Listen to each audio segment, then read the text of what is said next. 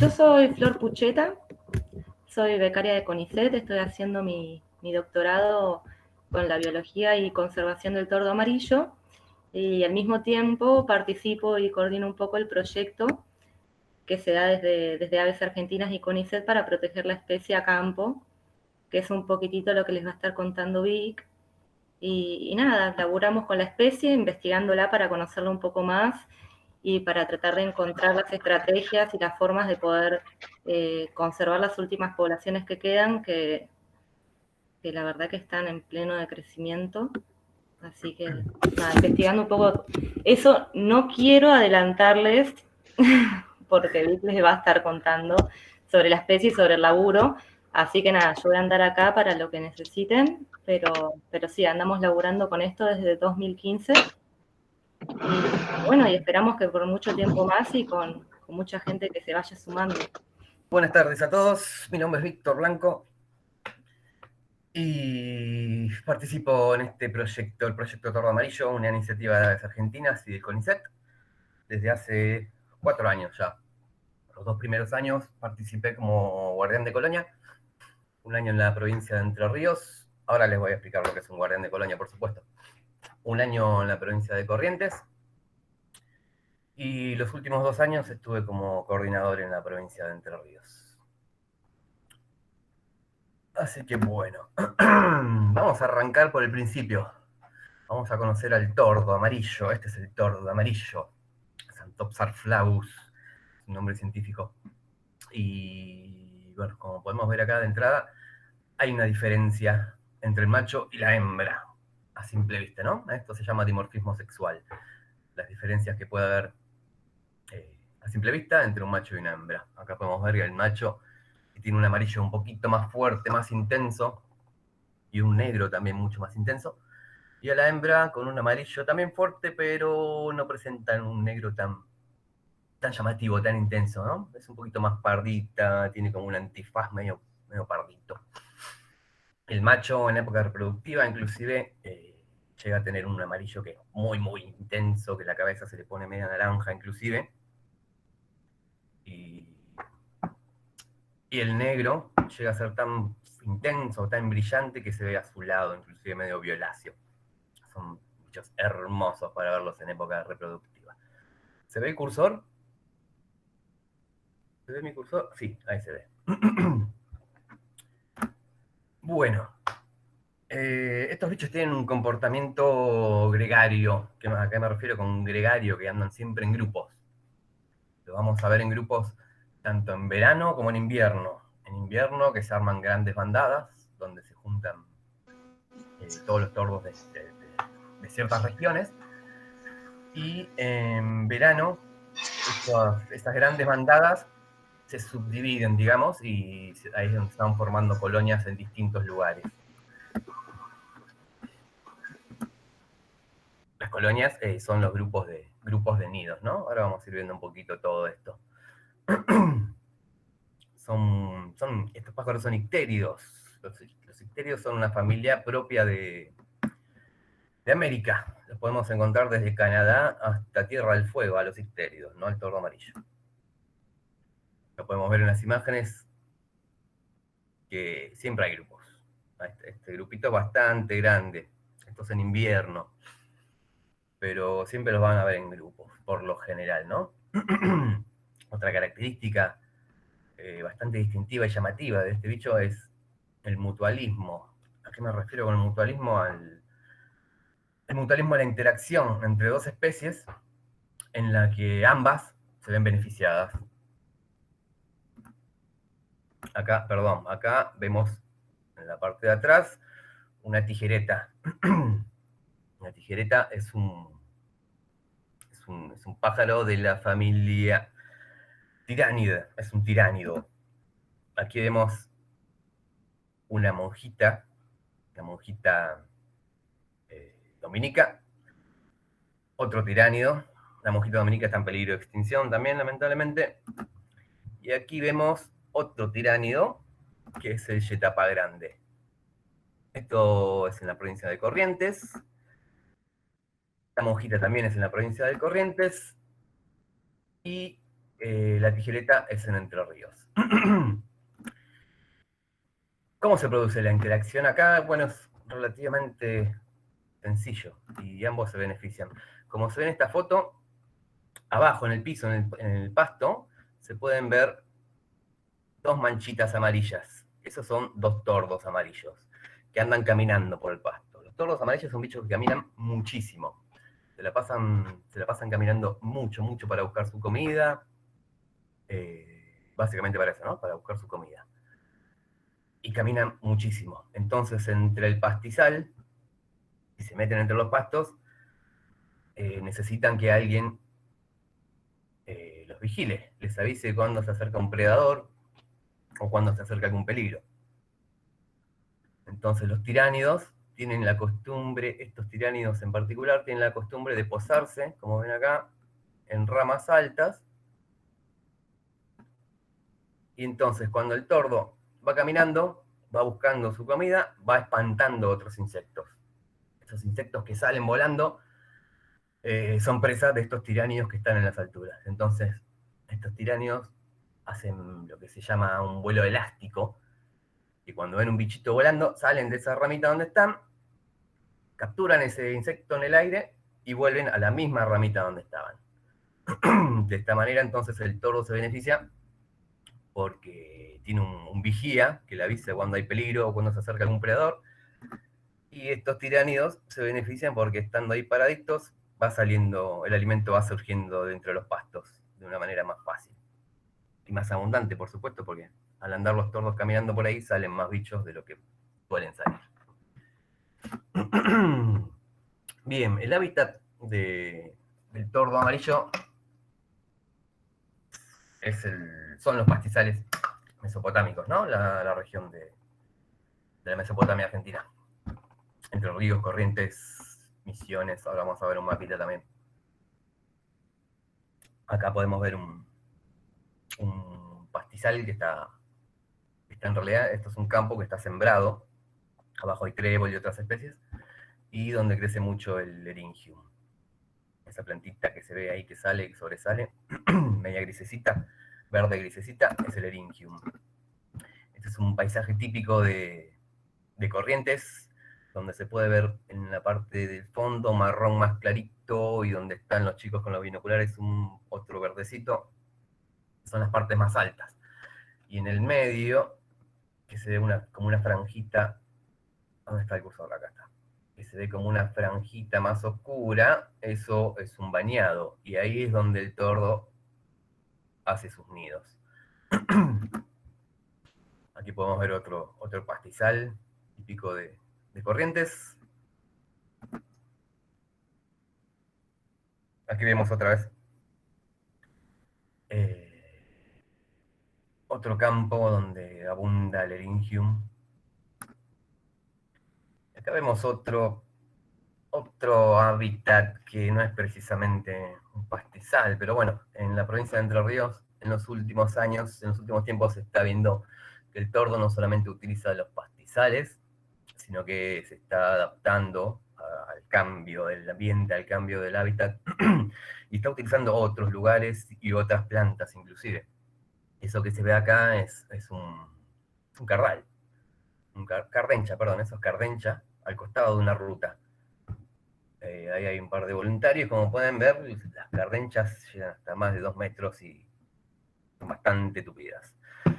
Esto que vemos acá es un rastrojo de maíz, que de pastizal tiene muy poco, pero bueno, los tordos también se adaptaron a este lugar, y en este lugar inclusive llegaron a hacer los nidos en el piso, cosa que es bastante atípica en la especie, pero bueno, la necesidad los ha llevado a elegir estos lugares también. Acá vemos un trigal, y esto se parece bastante más a lo que es el paisaje de Corrientes, ¿no? Como se veía en la primera foto, los pastizales al fondo y adelante, y en el centro se ve una franja que son los bajos, donde no se siembra el trigo porque es donde cae, donde corre el agua, y entonces también eligen esos lugarcitos para hacer sus colonias. Bueno, acá vemos en el mapita la distribución. A ver, voy a buscar el cursor. Puntero, vamos a poner un punterito. Bien. En el mapa de arriba podemos ver la distribución, la distribución original. Ahí se marcó, sí, se marca. Como vemos, el tordo llegaba hasta el centro, casi sur de la provincia de Buenos Aires. Actualmente, como vemos en el mapa grande, solamente quedan algunas poblaciones en el norte de Corrientes, noreste de Corrientes, sudeste de Entre Ríos y sur de Misiones, ¿no? En Argentina. En Brasil, en el mapa grande, en verde más oscuro, se puede ver dónde están las poblaciones, tanto en Brasil como en Uruguay y Paraguay, ¿no? Así que como vemos, está bastante más acotada la distribución del bicho.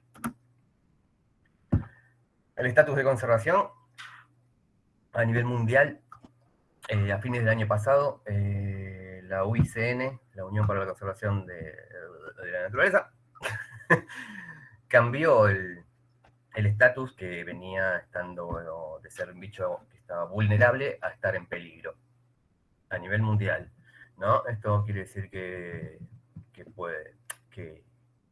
la especie cuenta entre 1.500 y 7.000 individuos, si bien el rango es bastante amplio, pero bueno, para una especie como esta, que era tan abundante, ya es preocupante. A nivel nacional la cosa está muchísimo más complicada. En Argentina el tordo está en peligro crítico. Se estima que su población no supera los 1.500 individuos. Es entre 600 y 1.500. Siendo con esperanza calculamos más entre 2.000, no más. Así que es bastante preocupante acá. Vamos a hablar un poquito de la biología reproductiva de este bichito, que es bastante interesante. Acá podemos ver un nido con 2 huevitos y un tordito ahí recién nacido. La temporada reproductiva empieza aproximadamente entre octubre y termina aproximadamente en enero. Esto, como cualquier especie, puede variar.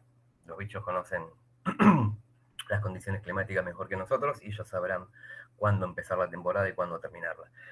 Entonces, si me dicen que encontraron en septiembre un nido, y bueno, sí puede ser. Pero el fuerte, digamos, el fuerte de la reproducción de los bichos es fines de octubre, noviembre y diciembre. En enero también es bastante la actividad. Hemos encontrado nidos o colonias hasta febrero y hasta marzo inclusive, así que son cosas que siempre varían, siempre varían. Los nidos, como pueden ver acá, son tacitas, tienen forma de tacita, y lo arman entre los dos, tanto el macho como la hembra, traen material y arman el nido entre los dos. Los ictéridos son grandes tejedores, así que hacen unas tacitas bastante bien tejiditas, bien armadas, bien fuertes. Usan un poquito de barro, inclusive, en las bases de los nidos. Usan ramitas más grandes en el exterior y más finitas en el interior. Y, bueno, en algunos casos hemos encontrado otros materiales, no solo pasto, ¿no? En Entre Ríos hemos encontrado pedazos de plástico, inclusive, de bolsitas que han utilizado bolsitas de plástico, que es muy curioso, pero bueno, es un caso. Y en Corrientes también hemos encontrado mudas de serpientes, que forman parte del nido, pero lo usual es que usen pastos, simplemente pastos y un poco de barro. Los nidos por colonia van desde 2 hasta 40, ¿no? O sea, pueden ser colonias donde encontramos 4 adultos o 80. Puede ser muy variada una colonia. Inclusive hay casos donde hemos visto un nido solo, ¿no? Eso ya no sería una colonia, sería un nido aislado, pero ha habido casos también.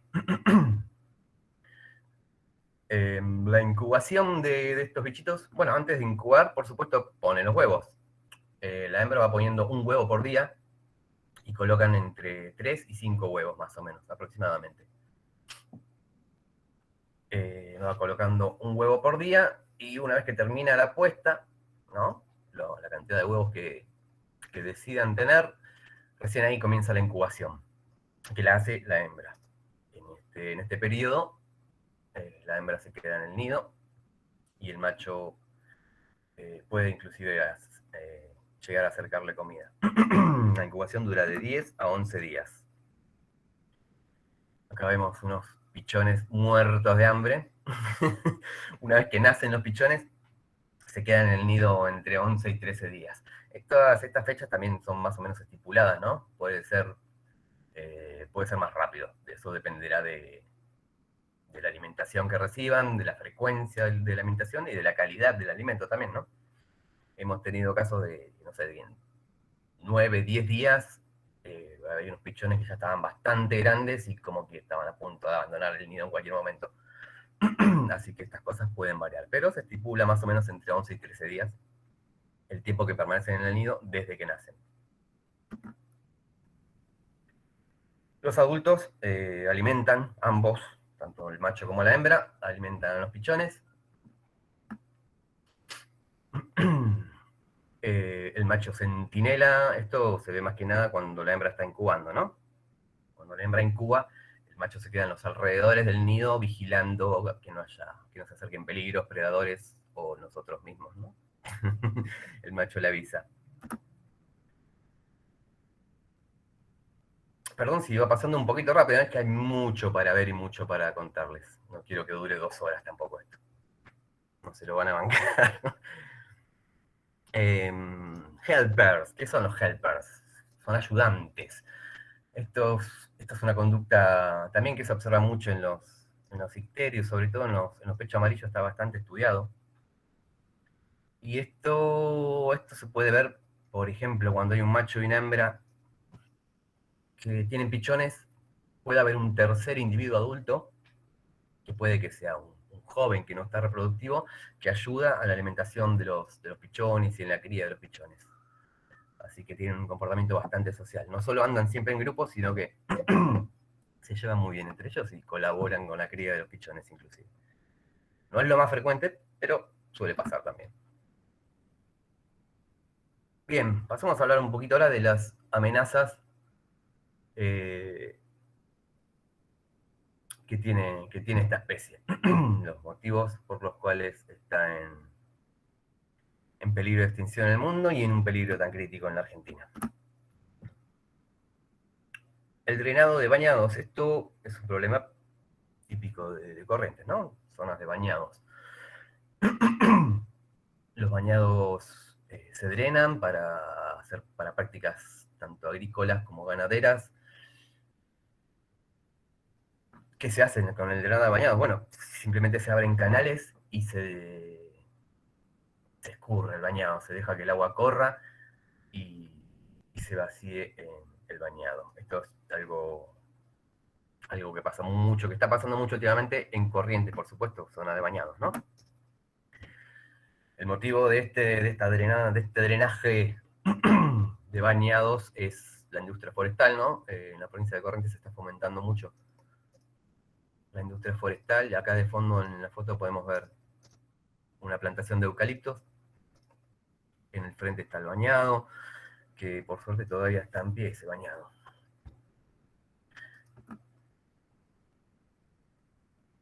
Aquí de fondo también podemos ver una plantación bastante importante de eucaliptos. Acá en el fondo llega a apreciarse, ¿no? Perdón por los garabatos. Pero bueno, pueden ver cómo cambian drásticamente el ambiente, ¿no? Las fotos que veíamos al principio, los chicos entre los pastizales, y ahora es prácticamente un desierto y un monocultivo de arbolitos.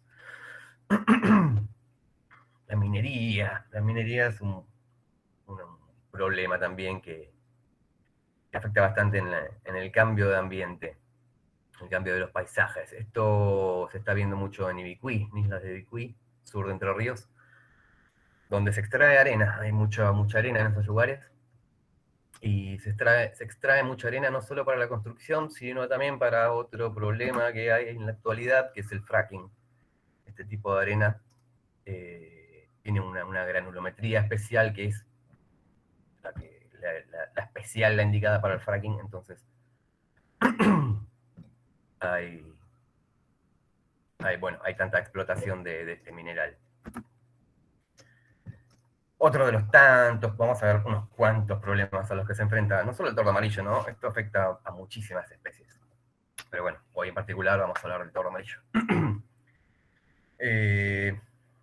Dentro de las técnicas agropecuarias, que son muchas, que no son pocas, se utilizan quemas también, quema de pastizales y de bañados, que esto, si bien es un proceso natural que siempre eventualmente ocurre, se utiliza también, pero bueno, no se planifica bien, o se hacen demasiado seguidas, o se hacen en épocas donde afecta muchísimo no solo al tordo, sino a otras especies. Quizá hacen una quema en plena época de cría, y con esto pueden estar destruyendo una colonia completa. Recordemos que una colonia puede tener de entre 2 nidos hasta 40 nidos, entonces el impacto es muy grande. El uso de agroquímicos, por supuesto, como ya todos sabemos, es algo que nos afecta a todos, ¿no? No solo a los bichos, a nosotros también. Acá podemos ver un poquito de... Perdón, acá Cecilia me está soplando algunas preguntitas. Podemos ver unos cardos, ¿no? Esas plantas que se ven son cardos, y ahí hay un grupito de tordos. Y se nota, creo que se nota bastante bien, que los cardos están como doblados y ya están marrones.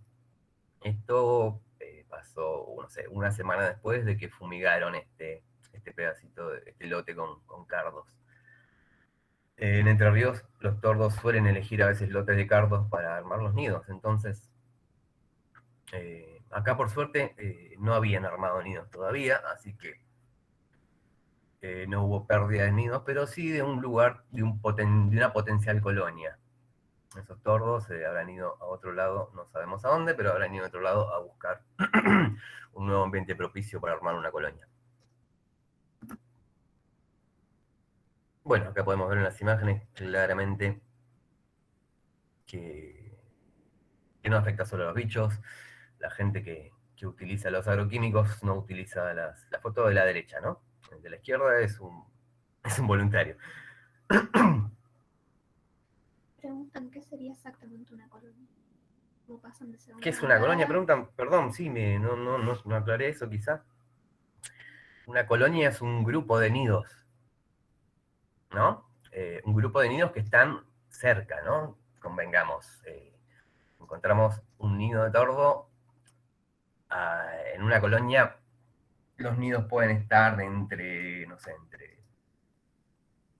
1 metro a 5 metros de distancia, y podemos encontrar varios nidos.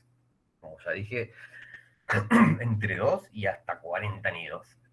Entonces, en un terreno de, no sé, de 20 metros por 50, podemos llegar a encontrar 20 nidos, por ejemplo, ¿no? Varía bastante, pero la colonia básicamente es eso, es un grupo de tordos que hacen los nidos en un lugar en particular, y bastante cerca entre sí, ¿no? No es como otras especies que encontrás, por ejemplo, una calandria, encontrás un nido de calandria, y el próximo nido de calandria lo vas a encontrar a 500 metros o 1 kilómetro. Estos bichos anidan en colonias. Perdón. Un poquito de agua, por favor. Espera. Siguiendo con los problemas a los que se enfrenta el tordo. Bueno, acá vemos a la gente que trabaja en el campo, que utiliza los agroquímicos y que los va colocando, digamos, en el campo. Por supuesto, no siempre utilizan las las medidas de prevención sanitaria correspondientes y esto presenta muchísimos problemas. La deposición de los, de los residuos también, como vemos en la imagen de la izquierda, por lo general no es la adecuada. Los frascos, los tachos que se utilizan, los bidones, terminan así en el rincón de un campo y siendo quemados por lo general, o bien amontonados simplemente. Otro de los problemas a los que se enfrenta el tordo amarillo es el parasitismo. El parasitismo por parte del tordo renegrido. Acá en la imagen se los voy a marcar. Podemos ver a una hembra de tordo renegrido. El tordo renegrido es otro icterido, pariente del tordo amarillo, que no hace nidos. En la época de cría lo que hace es perseguir otras aves y poner huevos en otros nidos, perdón. Aquí en la foto también podemos ver este que estoy marcando, perdón por mi pulso, ese es un pecho amarillo. Es un ave que se suele ver también en compañía del tordo amarillo, ¿no? Suelen andar juntos en las colonias, suelen armar colonias cercas, inclusive. Bueno, como les decía, el tordo renegrido. El tordo renegrido va y pone sus huevos en nidos ajenos. Acá se puede ver, creo que bastante claro. Voy a marcar, en este nido vemos 3 huevos de tordo renegrido y 3 huevos de tordo amarillo. Estos que se ven medio celestitos, a ver si se llega a ver bien, esos 3 son de tordo amarillo, y estos que son más grandes, más ovalados, son de tordo renegrido. El tordo renegrido, los huevos que ponen distintos nidos tienen distintas coloraciones, entonces por eso tienen esa capacidad de parasitar a otros bichos. Se estima que hay más de 100 y pico de especies que parasita el tordo renegrido, con mucho éxito.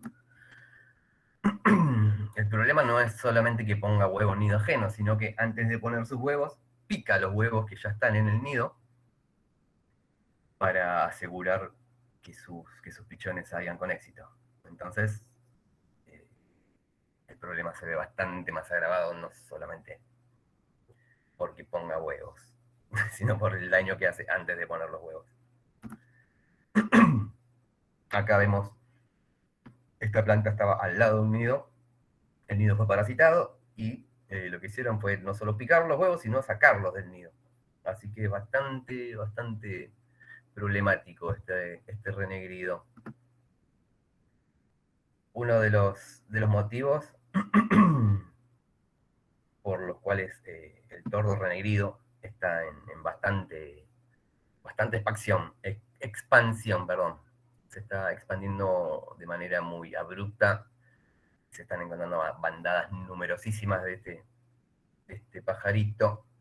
Es a causa de los feedlots por ahí, o de los comederos para ganadería, de la silobolsa, como vemos en la imagen, las silobolsas. Esto es comida en abundancia y fácil para los renegridos. Son bichos que comen mucho grano, entonces la comida les sobra. Tienen demasiada comida, entonces por esto se están expandiendo tanto.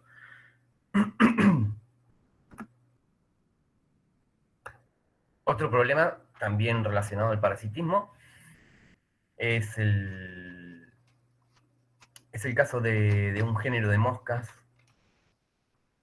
que se denominan Phylornis. Este problema se ve más que nada en Corrientes, ¿no? Porque es un ambiente más propicio para este insecto. En Entre Ríos no se ve tanto, por suerte. Sí hubo casos, los hemos visto, pero no tantos como en Corrientes. Acá en esta imagen les voy a marcar, a ver si se llegan a ver las protuberancias que tiene bajo la piel. Todas esas marquitas que les estoy haciendo Este bicho había sido atacado, pero en exceso, ¿no? Por las moscas. Todos esos bichitos, acá inclusive se llega a ver la cabecita de uno de las larvas que se está asomando por debajo de la piel. Lo que hace esta mosquita, este insecto, es depositar los huevos y la larva se ubica debajo de la piel y va absorbiendo nutrientes, ¿no? Por debajo de la piel y se desarrolla alimentándose de los nutrientes del ave. Esto es muy común en muchísimas especies y en el caso de que tenga un par de larvas, un ave no va a afectar en gran medida a su desarrollo. Pero en casos como este, que ya son excesivamente parasitados, sí puede ser un problema. Bueno, el ciclo de esta mosquita es como el de muchos insectos, ¿no? Pasa de un huevo a una larva, que la vemos acá bajo la piel del ave. Después de la larva, cuando llega a su desarrollo, sale de la piel y se queda, en estos casos, se queda en el nido, en el fondo del nido. De ahí se convierte en pupa, perdón. Y después de esa pupa emerge la mosca adulta. Por supuesto, cuando encontramos uno de estos pichones con estas larvas, se las sacamos, ¿no? Es un proceso bastante delicado, pero sencillo dentro de todo. Se masajea un poco la piel, o si ya está muy grande, inclusive con una aguja muy finita, con una hipodérmica, se la puede enganchar y sacar sin dañar para nada en absoluto al pichón, ¿no? Y cuando la sacamos, cuando sacamos estas larvas, lo que hacemos en muchos casos es criarlas como vemos acá, una botellita. Esta botellita está rotulada acá, y acá en el fondo, en la base de la botellita, colocamos un sustrato, algodón por lo general, donde colocamos la larva. La larva se mete en ese algodón, se convierte en pupa y va completando así su proceso. En este caso es necesario que esté así a la intemperie, ¿no? Para que siga el proceso natural, digamos. Día, noche, temperaturas, todo, ¿no? Esto lo tendría que explicar mejor Gastón, que es entomólogo, pero bueno. Una vez que pasa cierto periodo, esa larva se convierte en pupa, y acá podemos ver a otro parásito, Maxi. No, perdón, Maxi fue un guardián de colonia, un gran guardián de colonia. Pero sí, acá está Maxi revolviendo el algodón, buscando la pupa.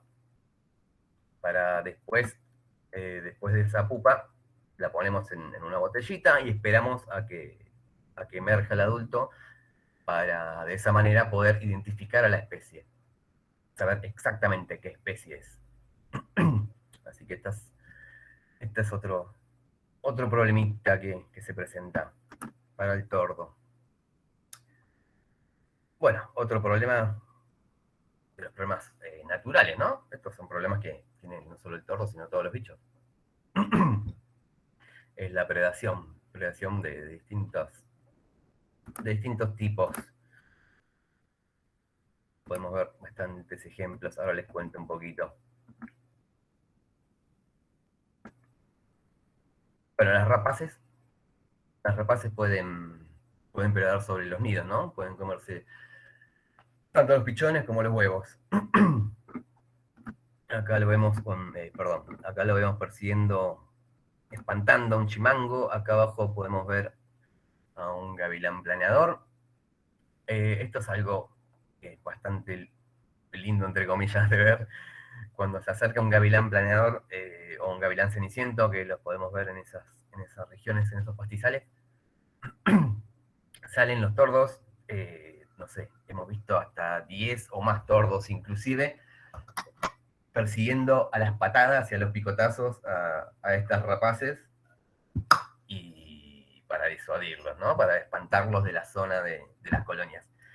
Los han perseguido, los hemos visto que los persiguen varios kilómetros inclusive, así que son bastante disuasivos con las rapaces. Zorros, zorrinos, comadrejas, serpientes, lagartos, no sé. Hay muchísimos predadores naturales, muchísimos. Otras aves, hay muchísimos predadores. El problema principal con estos casos, que naturalmente serían para mantener un equilibrio, al estar tan mal la población de tordo, el impacto que generan estos bichos, estas amenazas naturales, es mucho mayor. Entonces lo que antes era una amenaza, no una amenaza, digamos, lo que antes era para mantener el equilibrio, ahora se está convirtiendo en una amenaza también, una gran amenaza potencial. ¿Se entiende, no? Perdón, ¿se entiende lo que estoy diciendo? Estos bichos siempre estuvieron y siempre cumplieron un rol que fue mantener la población a raya. Ahora, como la población decayó tanto, el impacto es mucho mayor.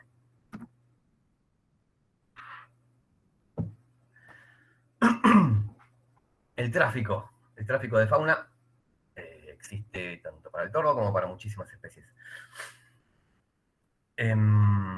No hemos tenido, por suerte, muchos casos de ver en época reproductiva al menos, de cruzarlos con gente trampeando o cazando tordos.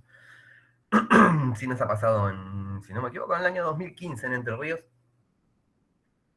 Hubo un caso donde se encontró a un trampero con su jaulita, con su llamador. El llamador es un ave que el trampero tiene para atraer a otras aves de la misma especie. Y por suerte se le pudo sacar algún individuo que había atrapado adulto en una zona, y como lo había atrapado en ese momento, en ese lugar, se lo pudo volver a liberar. Así que, bueno. Pero bueno, esta es una temática que está presente y que, por supuesto, afecta muchísimo más a un ave que está en peligro. Y que a su vez también, al estar en peligro, puede ser un trofeo más codiciado por ciertos coleccionistas, digamos, quizás. Otro de los más problemas, miren si no tiene problemas este pobre bicho. Inconvenientes naturales que pueden surgir, por ejemplo, una tormenta que pueda voltear un nido, una lluvia muy intensa, como en este caso que vemos en esta foto, que pueda llegar a inundar una zona baja donde los tordos habían elegido para anidar. Aquí acá en esta foto podemos ver la parte más cercana, digamos, a donde estoy yo sacando la foto. es una banquina de una ruta que habrá quedado más o menos 1,5 metros abajo del agua. Y del fondo podemos ver que llovió bastante porque los campos también se han inundado bastante. Ahí había una colonia, esto es en la provincia de Entre Ríos, en la localidad de Carbó. Ahí había una colonia de unos, no me acuerdo, entre 8 o 9 nidos más o menos, que quedaron bajo el agua. Quedaron bajo el agua y ya, se perdió toda la colonia. Ahí podemos ver, esta imagen es tristísima, ¿no? Pero podemos ver a los adultos buscando a sus nidos. Sí, Cecilia. Silvina nos recuerda que 8 nidos se perdieron ahí. Silvina la voluntaria. Ah, muy bien, sí, acá Silvina Guzzonato, una gran colaboradora de Gualeguay, localidad vecina a Carbó, donde pasó esto. Me sopla y me dice que fueron 8 nidos. Esto fue cuando nos pasó, nos queríamos matar, se nos caían las lágrimas, pero en ese lugar, cuando inició esta colonia de 8 nidos, pudimos ver, no me acuerdo si 1 o 2, corrígeme Silvina, ya que estás ahí soplándome, si 1 o 2 adultos anillados de años anteriores. Ahora más adelante les voy a explicar lo que es el anillado. Pudimos ver 2 adultos, creo, anillados de años anteriores. Y esta colonia fue una de las primeras de la temporada. Entonces, esos 8 nidos quedaron bajo agua y una semana después, más o menos, pudimos volver a ver a esos adultos anillados unos metros más adelante, en una zona más alta, que iniciaron la colonia nuevamente. Esta segunda vez con éxito, por suerte.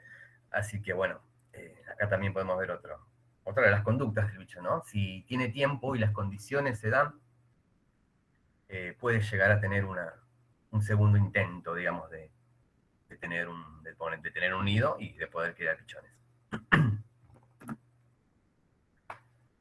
Siguiendo con los problemas, más problemas, acá podemos ver esto que parece un perro, un perro mutante, un perro radiactivo, es un jabalí, ¿no? Que debe ser una cruza de un jabalí con un chancho salvaje. Bueno, el jabalí es una especie exótica, invasora, que, bueno, es un problema también importante para muchos otros aspectos, para la agricultura también, inclusive, porque es un bicho que no solo se va moviendo de aquí para allá comiendo, sino que rompe, pisotea y escarba, digamos que rompe más de lo que come.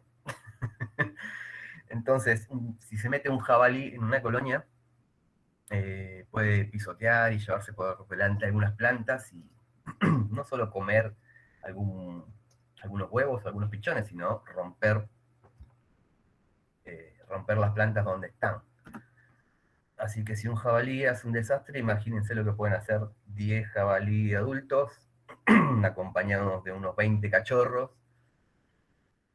Si se meten en una colonia, puede ser un verdadero desastre. Esto, de hecho, sucedió, nos pasó en la provincia de Entre Ríos, en el año, creo que 2018. Se metió una piara grande de jabalí en 2 colonias. Estaban muy cerca las colonias, y eran, no sé, aproximadamente unos 20 y pico de nidos, de los cuales habrán sobrevivido 5 o 6 nidos más o menos. El resto fueron todos pisoteados y arrasados por esta piara.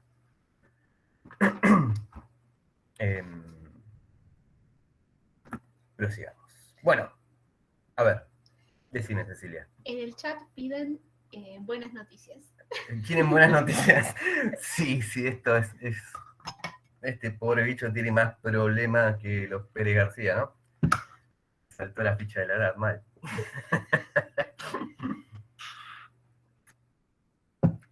Sí, basta de pálidas, loco. Bueno, por todas estas pálidas y muchas más que no voy a contar porque sería la historia más triste de la conservación, surge este programa, el programa de Guardianes, ¿no? Los guardianes de Colonia, guardianes del tordo amarillo. Esto es un programa que, bueno, iniciativa de Aves Argentinas y CONICET, y donde se trabaja en colaboración con muchísimos actores. Después, más al final, les voy a contar un poquito todo esto, pero ese es un tema para la siguiente charla. Perdón, en un principio no lo dijimos, se me pasó por alto. Esto va a ser un ciclo, ¿no? De 3 charlas. Esta es la primera, presentando un poquito al tordo, al programa de Guardianes. En la siguiente charla, la semana que viene, vamos a hablar un poco de los actores, de la gente que participa, que no es poca, en este proyecto, en este programa. Vamos a hablar de los COAS, de las ONGs, asociaciones y vecinos y voluntarios y un montón de gente que participa para que esto se pueda llevar adelante. Así que la próxima charla va a ser, sábado que viene, va a ser dedicada para ellos. Y una tercera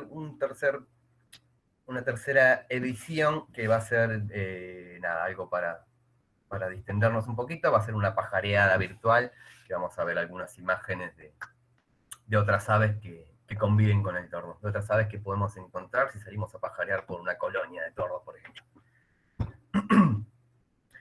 Bueno, prosigamos. Programa de Guardianes. El programa de Guardianes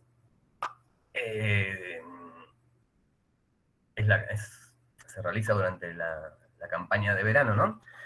Primavera-verano. Y lo que hacemos es, en primera instancia, buscar las colonias de tordo.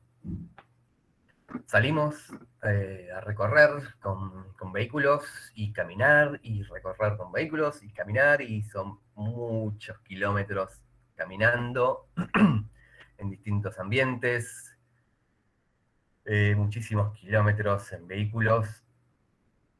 Con el tiempo, con los años, por suerte, estas búsquedas, esto se realiza por supuesto al principio de la temporada, ¿no? Fines de octubre más o menos, cuando arrancamos la campaña, arrancamos con la búsqueda, y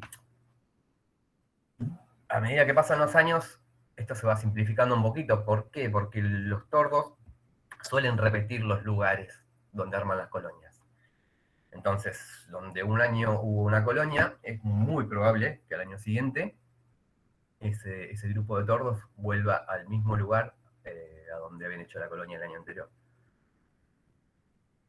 Entonces, con los años, vamos conociendo más lugares donde anida el tordo, así que ya vamos con la fija, digamos. En vez de recorrer tanto, ya vamos a la fija, a la que ya sabemos que probablemente, al lugar que probablemente haya una colonia. No por esto dejamos de recorrer y buscar otros lugares, por supuesto. Esta búsqueda nos lleva no solo a encontrar las colonias, sino a conocer el lugar, a conocer a la gente. Las búsquedas son excelentes para generar contactos y vínculos con la gente y difundir un poco la problemática. Muchas veces hay gente que en la zona donde habita el tordo, hay gente que no lo conoce directamente al tordo. Por suerte es muy poca, pero hay gente que no conoce al tordo. Entonces, insisto, con la búsqueda, lo que hacemos es no solo buscar al tordo, sino hacer difusión, generar vínculos con los vecinos, con los dueños de los campos, con muchísima gente. Y por suerte, somos siempre muy bien recibidos, y estas problemáticas le interesan a la gente y se suman y se convierten en nuestros ayudantes. Bueno, una vez que encontramos una colonia de tordos, instalamos un campamento de guardianes. El campamento de guardianes es esto, básicamente, ¿no? Un campamento donde nos instalamos y convivimos con esa colonia durante todo el periodo de cría de los tordos. Por supuesto, no nos instalamos en medio de la colonia. Nos instalamos en lugares cercanos a la colonia, ¿no? Y bastante alejados también, por supuesto. Un campamento de guardianes puede estar en donde nos permitan, en donde se pueda, en un galpón, adentro del monte. Acá podemos ver ya 2 carpas, acá ya es un poquito más de gente laburando, varios voluntarios haciendo de todo un poco. Las tareas de los voluntarios son muchas. Perdón.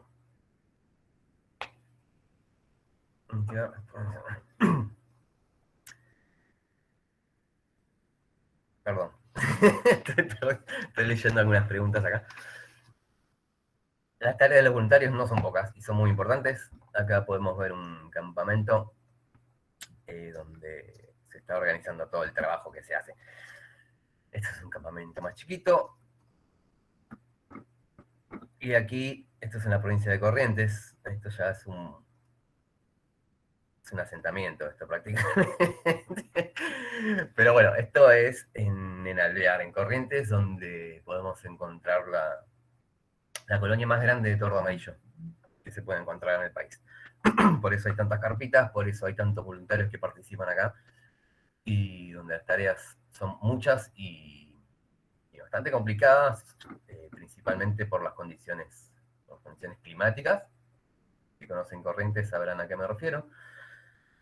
Y por el ambiente también, ¿no? Donde están los tordos.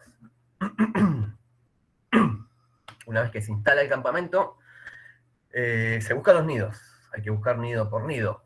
Hay que encontrar a las parejas, observarlas. Esto lleva mucho tiempo, mucha paciencia. Hay que observar a las parejas de adultos, ver los movimientos que hacen, si van con material, si no andan con material, si pasan mucho tiempo en un solo lugar. Entonces, una vez que nos aseguramos o que tenemos indicios de que una pareja bajó 5 veces en un mismo lugar, ahí recién nos acercamos para ver si hay un nido en ese lugar. Pero esto lleva mucha paciencia y como pueden ver, los nidos no son fáciles de encontrar. ¿Cómo encontramos un nido adentro de este pastizal, adentro de este bañado?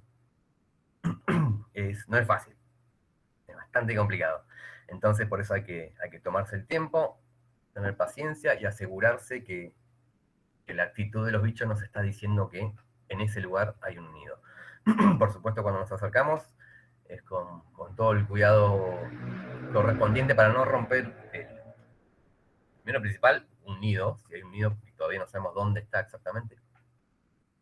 Y segundo, para no dañar la vegetación alrededor del nido. Gracias.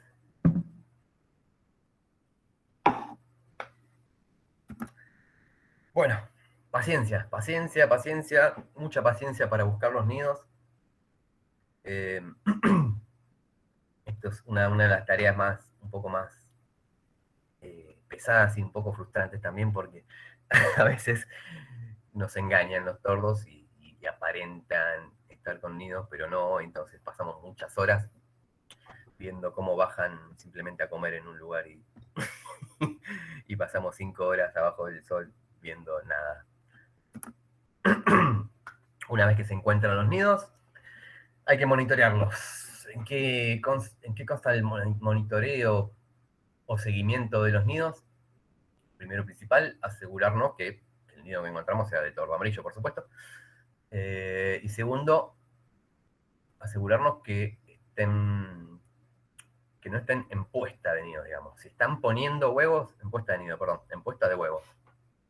Si están poniendo huevos, en ese momento son muy susceptibles para abandonar el nido. Si ven muchas amenazas a la hora de la puesta, pueden abandonar el nido. Entonces, ahí simplemente nos alejamos y los miramos de lejos.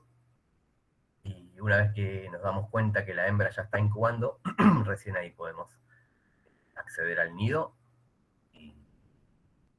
y hacer el monitoreo. Acá en este caso podemos ver que los huevos se marcan, se enumeran y se pesan, se miden, se toman un montón de datos. Este pichonazo gritón tiene, no sé, debe tener un día y medio de nacido este pichoncito. Como pueden ver, son muy chiquititos. Hay que manipularlos con cuidado, pero son muy fuertes. Ahí estamos viendo cómo se le hace una marca con un marcador, con un rotulador, en la patita, para diferenciar a todos los pichones. Si nacen 3 pichones, se le hace una marca distinta a cada uno, como para hacerle un seguimiento personalizado a cada individuo.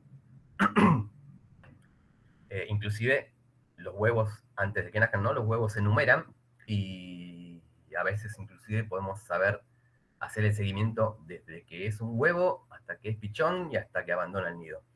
Entonces, todas estas cositas está bueno si se puede seguir bien de cerca. Los pichones también se miden, se les toman ciertas medidas, ¿no? De algunas partes del cuerpo, de los tarsos sobre todo. Se pesan. Como pueden ver acá, este pichoncito pesa 2.8 gramos. O sea, son muy chiquititos, muy livianitos. Un cubito de levadura pesa 50 gramos, así que háganse la idea de lo chiquitito y de lo livianito que es. Acá podemos ver a una de las voluntarias tomándose el tiempo y el cuidado para tomar los datos, para hacer las mediciones. Estas son una de las tantas tareas que también hacen los voluntarios, ¿no? Y bueno, siguiendo un poquito con esta parte de los guardianes de colonia, vamos a hablar un poco de las técnicas de manejo, ¿no? Las técnicas que estamos implementando para, para darle una mano al tordo en el momento de la crianza, ¿no? Bueno, como ya dijimos, vamos observando de cerca a los tordos, viendo su comportamiento y viendo si están armando el nido, si están poniendo huevos o si ya están incubando inclusive. Entonces, durante el armado del nido y la puesta de los huevos, ahí nos alejamos y los dejamos tranquilos porque son muy susceptibles para abandonar el territorio, el lugar, inclusive la puesta. Si pusieron un huevo y se ven muy amenazados, pueden llegar a abandonar ese nido. Entonces, en esos momentos, simplemente nos dedicamos a observarlos de lejos. Una vez que pusieron los huevos y que empieza la puesta, que la hembra se echa y empieza la puesta, lo que hacemos es colocar unas protecciones. Acá podemos ver en el centro de la foto, se ve una media sombra. Adentro de esa media sombra está el nido. La media sombra debe tener más o menos un metro cuadrado, aproximadamente, a veces un poquito más, a veces un poco menos, depende de cómo esté la vegetación y de las posibilidades que haya, ¿no? Pero bueno, es bastante grande como para que haya un nido adentro. Esta media sombra, en la base, en la parte de abajo de la media sombra, se estaquea al piso para que quede bien tirante, bien tensa, y esto lo que hace es evitar que entren predadores por debajo de la media sombra. Pregunta Elizabeth, ¿cómo agarrás a los pichones para no lastimar? ¿Cómo se agarran los pichones para no lastimarlos? No lastimarlos. Con mucho cuidado. Con mucho cuidado y con paciencia. Los pichones son muy fuertes. Tengan en cuenta que, a ver, son como los bebés, como las personas, ¿no? Nos asustamos cuando un bebé se cae y se golpea, nos asustamos, pero sabemos que si bien son débiles, a la vez son muy fuertes, son más flexibles, que como los huesos están en formación inclusive, son bichos que se la bancan muchísimo los pichones. Así que nada, hay distintas técnicas, ¿no? Por supuesto, de cómo agarrarlo, meter la mano quizá en forma de tacita por abajo, hay distintas técnicas, pero básicamente con mucho cuidado y con seguridad, por supuesto. Primero, tenés que estar seguro y tranquilo y convencido de lo que vas a hacer. Perdón, sigamos con las medias sombras. Bueno, esta media sombra, como les dije, se coloca cuando la hembra está incubando. Los bichos se terminan acostumbrando a esto, ¿no? Inclusive usan los posts y la media sombra como posaderos y los usan para vigilar. Alrededor, en este caso, ¿no? Particular, esto es en la provincia de Entre Ríos, alrededor podemos ver como una cinta amarilla, cinta blanca, ¿no? Un triángulo. Esto es un falso boyero. En este lote, en este campo, había caballos, ¿no? Esa vegetación que ven ahí está todo sembrado, ¿no? Son pasturas sembradas para la ganadería. Y había unos caballos, y los caballos, las vacas están acostumbrados a los boyeros eléctricos. Los boyeros eléctricos son simplemente un alambre con electricidad, con una baja tensión. Y los bichos ya están acostumbrados a eso. Cuando ven un boyero, directamente nos acercan. Entonces, para evitar el pisoteo por parte de las vacas o de los caballos, en estos casos lo que hacemos es colocar un perímetro con una cinta de nylon resistente, por supuesto. Entonces, el ganado ve esto y ya con eso es suficiente para disuadirlos de que se acerquen a ese lugar. Acá podemos ver una media sombra en la provincia de Corrientes. El ambiente es bastante distinto. Y aquí, en lugar de usar estacas para fijar la media sombra al piso, lo que se usa es el barro del lugar. podemos ver las manitos bastante sucias del voluntario, pero la sonrisa es hermosa. Y se llega a ver en la base del nido, de la media sombra, cómo está todo el barro ahí amontonado. Por supuesto, cuando colocamos estas protecciones,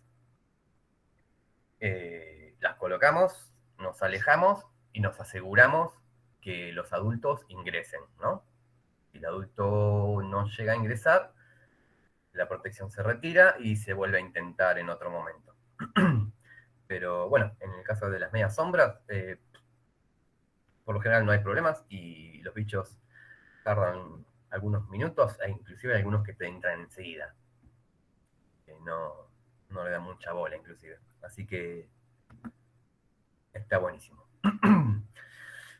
Una vez que nacen los pichones, dentro de esas medias sombras, pasamos a otra etapa, donde colocamos una protección bastante más cerrada y bastante más segura, ¿no? Contra los predadores. Consiste en una malla metálica de más o menos 1 metro de circunferencia.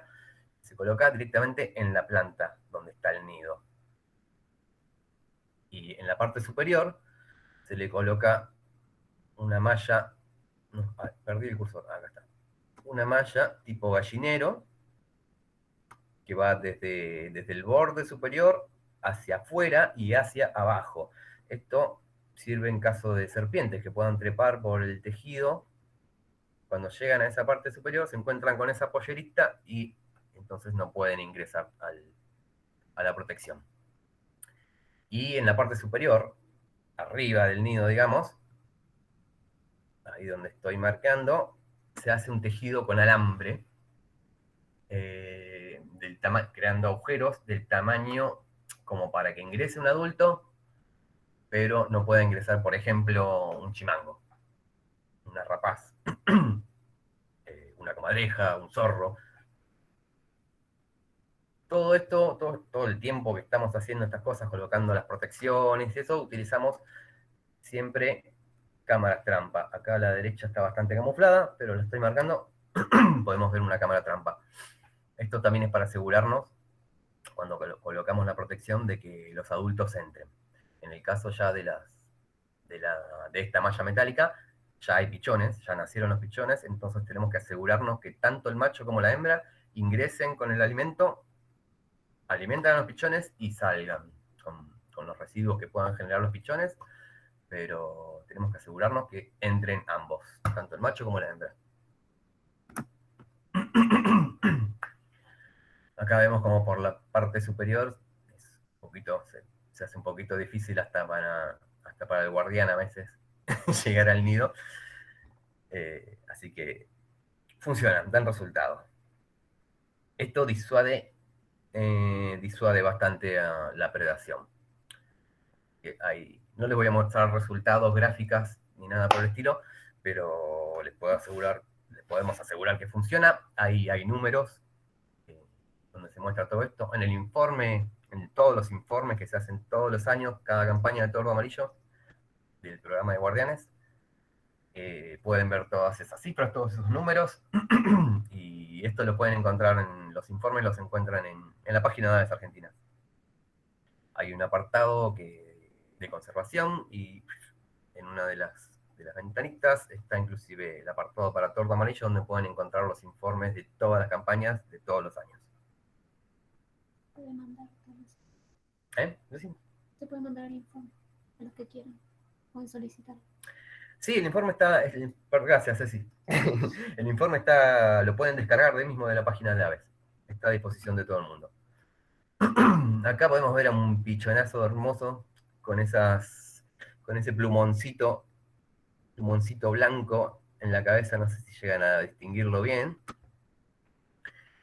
Está adentro de la protección, como pueden ver, asoleándose un poquito, parado en el borde del nido. Este pichón ya está por abandonar el nido. Este se va en cualquier momento. Acá podemos ver la protección, se ve bien clarita acá, la malla metálica con la pollerita retamar, como la bautizaron los voluntarios. Y una hembra de una hembra de tordo amarillo arriba. Como les decía, los bichos se acostumbran rapidísimo y adoptan inclusive estas protecciones como para posarse y vigilar. Preguntan si los padres no se intimidan con las mallas metálicas. Si los padres no se intimidan, sí, por supuesto que es.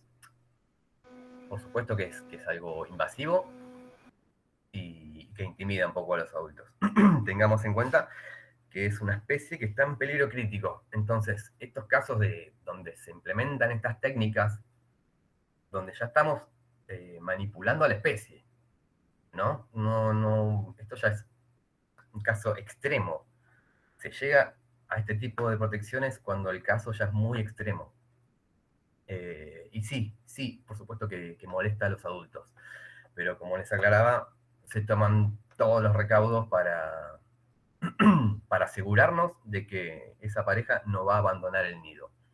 Si colocamos esta protección metálica y los adultos en cierto periodo de tiempo no entran, la tenemos que retirar. La retiramos porque preferimos que quede expuesto a una amenaza natural a que sea el nido abandonado directamente. ¿Se entendió, no? Bueno, siguiendo con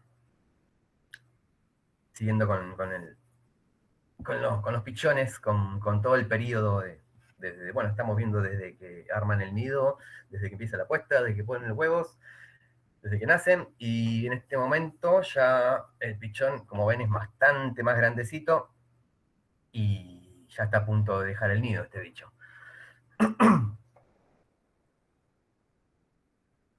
¿Qué? Perdón. Protocolos de manejo. ¿Protocolos de manejo? Preguntan por el protocolo de manejo. Hay un protocolo de manejo, por supuesto.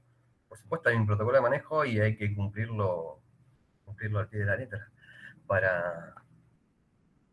Ya vimos que este bicho tiene muchísimos problemas, muchísimas amenazas. Lo último que necesita es que nosotros nos metamos de la manera que nos metemos y nos mandemos alguna macana. Hay que respetar muchísimo todas las pautas que se dan precisamente para no molestarlo más, más de los problemas que ya tiene. 2 preguntas más. A ver. Mónica pregunta si a nosotros los humanos no nos gustaría que nos suceda. Supongo que se refiere a la intervención sobre los nidos. Y después, Cristian dice, ¿estas protecciones ayudan a disuadir también al tordo renegrido? Bien. No nos gustaría que nos pongan estas cosas, por supuesto, que no a nadie le gustaría. Pero bueno, insisto, es una especie que está en peligro extremo, peligro crítico de extinción. Se calcula que la población del tordo amarillo son unos 600 individuos en el país. Esto nos da más o menos una pauta de que tenemos unos 300 individuos en Entre Ríos y unos 300 en Corrientes. Es un número muy, muy, muy bajo de individuos. Entonces, llegado a este punto tan extremo, hay que llegar a tomar, lamentablemente, medidas extremas. Todas estas técnicas de manejo que estamos implementando y que ven, por supuesto, se probaron y son seguidas. Todos los días estamos en la colonia siguiendo el avance de cada nido, de cada nidada, de cada pichón inclusive. Así que lo estamos haciendo desde hace varios años y nada, nos aseguramos de que esto no genere más inconvenientes. Y de hecho, no lo genera. ¿Y cuál era la otra pregunta, perdón? Es si las protecciones ayudan a disuadir también al tordo renegrido. No, el tordo renegrido se puede meter en las protecciones tranquilamente por arriba, tiene el tamaño más o menos del tordo amarillo, así que disuadir al tordo renegrido es casi imposible. Es uno de los desafíos más grandes que hay hoy en día. Tratar de evitar el parasitismo. Lo que se hace cuando se encuentran huevos de tordo renegrido en los nidos es batirlos, simplemente algo tan sencillo como eso. Se agarran los huevos de tordo renegrido y se los bate y se los vuelve a colocar. ¿Por qué los volvemos a colocar? Porque si los sacamos, eso le da la pauta a otro tordo renegrido de poner huevos, de parasitar ese nido. Entonces, los huevos se baten cada vez que se va a revisar ese nido, los huevos se baten siempre, y entonces de esa manera evitamos que ese huevo sea fértil. No que sea fértil, digo, que llegan a hacer ese pichón.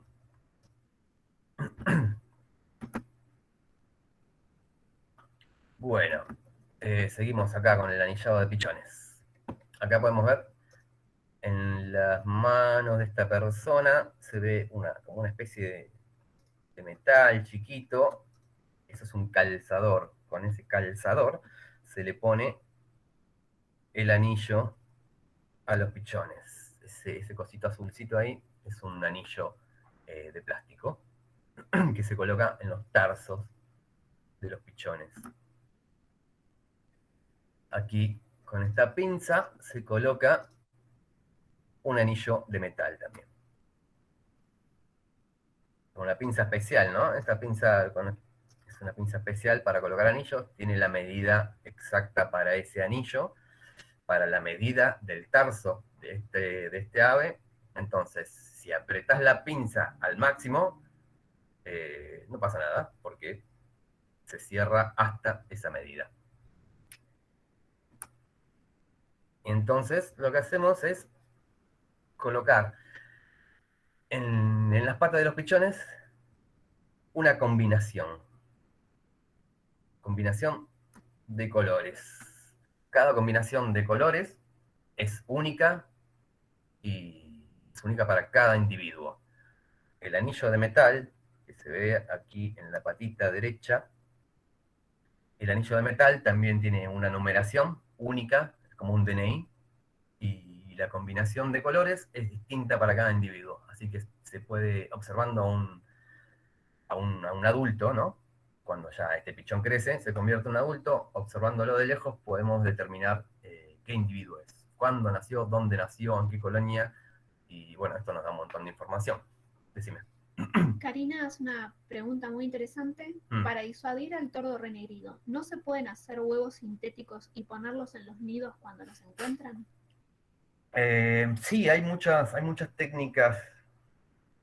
El tordo renegrido, el parasitismo del tordo renegrido está muy estudiado y se hacen muchas prácticas, se ponen nidos falsos en algunos lugares inclusive.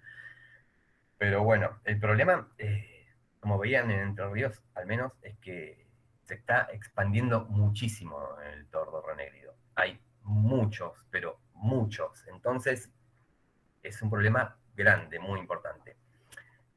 Todavía no experimentamos con esto de poner huevos o nidos falsos, pero sí, los tenemos ahí, lo estamos barajando y quizá la próxima campaña podamos llegar a experimentar eso.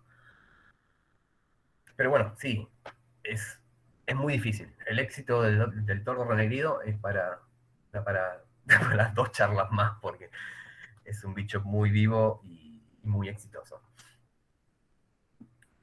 Así que sí, si bien no te estoy contestando exactamente la pregunta, pero bueno, es un tema muy complejo y que da para mucho. Y sí se podrían llegar a implementar un montón de técnicas para tratar de disuadirlos.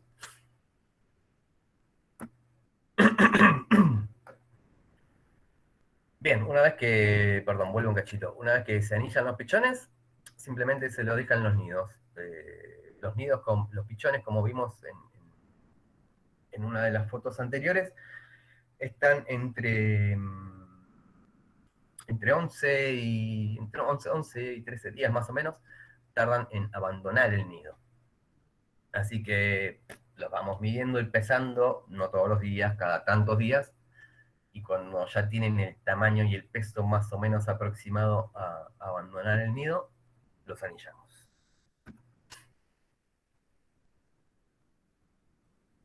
También hacemos lo propio con los adultos. Para capturar los adultos utilizamos redes de niebla. La red de niebla es una red muy, muy finita, de unos hay distintos tamaños, ¿no? Pero más o menos de unos 2 metros de alto por entre 6 y 10 metros de largo, que se coloca con un par de cañas, se tensa, entonces al ser tan finita los bichos no la ven. Estas redes se colocan, por supuesto, no en la colonia, porque eso ya sería demasiado. Entonces, lo que hacemos es seguir a los adultos y ver a dónde van a comer, a dónde se van a bañar. Entonces, vamos hasta esos lugares y en las cercanías colocamos las redes. Las cercanías de esos lugares, ¿no? De sus duchas o de sus comederos. Y ahí colocamos las redes, entonces cuando caen en la red, los sacamos con hay toda una técnica, por supuesto, para desenredar un bicho. Y bueno, lo que hacemos después es simplemente tomar medidas de sus tarsos, de sus picos. Acá podemos ver cómo se está midiendo un ala, la cola, vemos el plumaje también, para saber qué tipo de plumaje tienen, si está desgastado, si es un plumaje nuevo. Bueno, un montón de datos que se toman como para ver, como para conocer y saber un poco más sobre la especie, que está muy poco estudiada, por cierto. Y también se los anilla, por supuesto, igual que a los pichones. Se les coloca un anillo de metal con un número único y una combinación de anillos de colores también única. Hay tenemos varios colores de anillos, así que las combinaciones son muchas. Entonces, después por supuesto, de anillar a los tordos, también medirlos, anillar, tomar todas estas muestras. También se toman muestras de sangre, tanto de los adultos como de los pichones.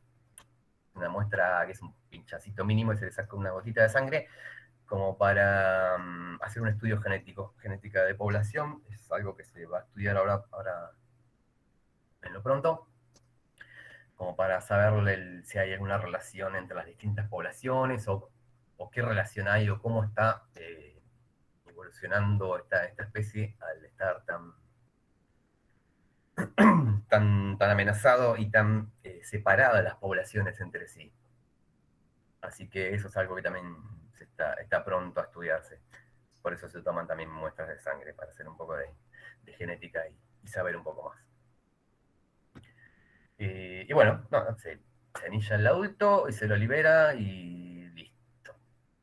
Les molesta un poquito en las patas. Cuando lo liberás vas a ver que se pican un poco las patas un rato, pero después se acuerdan que tienen pichones, y así que se olvidan de todo y nada. Y ya al rato ya se olvidaron que tienen anillos. Los pichones ni se enteran cuando les ponen los anillos, son chiquititos, así que no es un problema para los pichones, para nada. Todo esto nos sirve, por supuesto, del anillado, nos sirve para, con el tiempo, poder identificar a cada individuo. saber sobre sus movimientos, digamos, tanto en estaciones del año como en lugares, si se desplazan de un lugar a otro, de dónde a dónde se desplazan. Esto nos está dando ya resultados, todo este seguimiento. Estamos aprendiendo un poquito más o menos cómo se mueven estos bichos. Así que el anillado es una herramienta, es una súper herramienta. Nos da muchísima información. También nos ayuda muchísimo en las campañas de invierno. En las campañas de invierno lo que hacemos es, durante algunos días nada más, son campañas cortitas, no como las de verano, primavera-verano, que son 2 meses y inclusive un poquito más. Estamos en el campo con los bichos. En las campañas de invierno lo que hacemos es ir a buscar las grandes bandadas que se forman en invierno, ¿no? En verano, como ya les había dicho, las bandadas se dividen y se forman colonias en distintos lugares. En invierno, cuando termina toda la crianza de los pichones, se juntan todos en grandes bandadas. Entonces, cuando se juntan esas grandes bandadas, vamos y buscamos anillos. Para saber, insisto, para para seguir con el seguimiento y saber cómo se mueven, de dónde a dónde van, cómo se desplazan. Acá en la foto podemos ver una bandada que se suele ver todos los años en Entre Ríos, una bandada que se veía en la estancia y reserva El Potrero todos los años. Este año fuimos y encontramos 5, 10 tordos a lo sumo. Estuvimos varios días buscando la bandada y no la pudimos encontrar, y el último día, cuando estábamos por volver a casa, pasamos por uno de los campos donde suelen estar, y encontramos esta bandada de más de 300 y poquitos de tordos amarillos, así que eso fue una gran noticia, un gran alivio y algo hermoso de ver. Una bandada de más de 300 tordos no es algo que se ve siempre. Son muy esquivos en invierno, no te puedes acercar a menos de 100 metros, perdón. Así que es muy difícil llegar a ver anillos. Entonces, por eso llevamos binoculares y largavistas y cámaras. Así que es algo que nos está dando bastante laburo y es bastante difícil. Pero bueno, se hace el seguimiento. Todavía estamos encontrando a las más grandes bandadas, así que el laburo va dando sus frutos, sus resultados. Sí, decime. Con respecto a las bandadas, preguntan con quién se agrupan. Si está la bandada sola. Sí, es una buena pregunta. Bueno, acá podemos ver, en esta gran bandada, había 300 y poquito de tordos, y no sabría decir si 1000 o 2000 torcasas. Eran muchísimas torcasas. Pero sí, en invierno se generan bandadas mixtas. De hecho, en el Potrero, en la reserva del Potrero, vimos los pocos tordos que había ese año, estaban con pecho amarillo, en una bandada grande, mixta, con pecho amarillo, con cardenales, con, no sé, varillero a la amarilla, con avión federal, un par de federales inclusive, muchos mixtos. Son bandadas muy grandes y mixtas. Así que sí, la bandada de tordo amarillo solo, por ahí es muy difícil de ver. Pero está buenísimo verlos en cantidad también.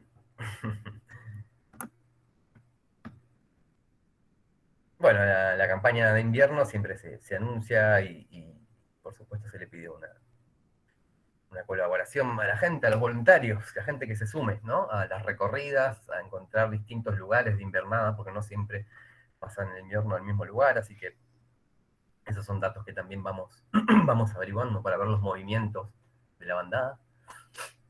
Y bueno, siempre todas las campañas, tanto en verano como en invierno, contamos con voluntarios. Bueno, vamos terminando y vamos pasando algunas preguntitas después, si quieren.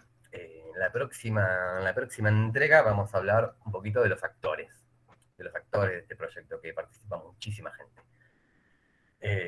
ONGs, instituciones, vecinos, voluntarios, estudiantes, los gobiernos de la provincia, por supuesto, también, las secretarías de recursos naturales, tanto de Corrientes como de Entre Ríos, están presentes en esto, por supuesto. Y municipios y muchísima gente que se suma y que forma parte de esta bandada. Así que, bueno, muchísimas gracias. Bueno, antes que nada quería destacar el trabajo que hace Víctor y varias de las personas que están conectadas acá, porque, no perder de foco el tema de la importancia de trabajar con especies que están amenazadas, ya que, como sabemos, las especies amenazadas tienen muy bajo número de individuos y son especies donde hay evidencias de que la población está disminuyendo y se prevé que eso siga sucediendo. Entonces, si bien hay algo que nos encanta hacer a los biólogos, que es juntar datos, que es importantísimo porque hay que tener un panorama de la situación de las poblaciones, de las amenazas que las están afectando y tener un buen backup para poder trabajar con ellas, también es sumamente importante tomar acciones. Y no hay que perder oportunidades de conservaciones que sean efectivas, porque no es lo mismo, por ejemplo, las amenazas que sufren especies vulnerables que las amenazas que sufren especies que están en peligro. Por ejemplo, especies vulnerables todavía tienen un número poblacional relativamente grande. Entonces, si nosotros frenamos las amenazas que están teniendo, entonces se pueden mantener sus poblaciones. O sea, por ejemplo, si aumentamos el hábitat, entonces la especie puede recuperarse.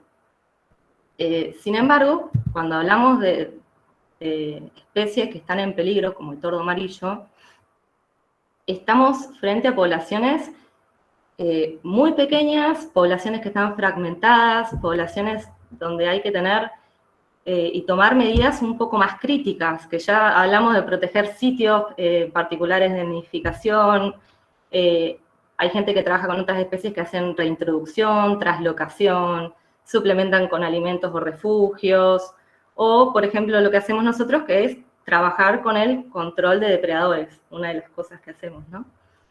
Entonces, nada, quería destacar eso, que es importantísimo diagnosticar el estado actual de una población que está amenazada. Sin embargo, no hay que perder de vista eso y actuar, porque estamos en situaciones críticas, que es lo que decía Víctor, eso de que le preguntaban cuán lindo es para un tordo, por ejemplo, si a nosotros nos gustaría que nos pongan un domo o una protección. No, claramente es algo muy extremo a lo que se lleva, pero la verdad que nosotros, viendo la evidencia en otras especies en las que se trabajó protegiéndolo de los depredadores, y viendo los datos que estamos obteniendo, donde logramos pasar de triplicar el éxito reproductivo de la especie. O sea, los últimos datos de la última campaña pasamos de un 24% de éxito, que es cuando los pichones logran salir del nido.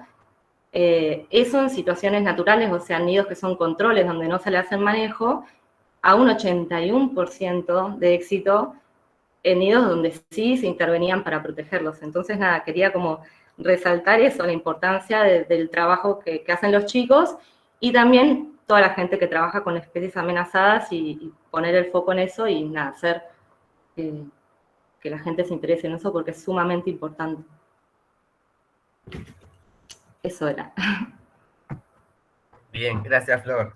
No. Che, otra cosita, ya que estás acá, Flor, que no puse en la presentación, pero que está buena también quería que por ahí cuentes un poquito la experiencia con la telemetría que se hizo en Corrientes, la última campaña.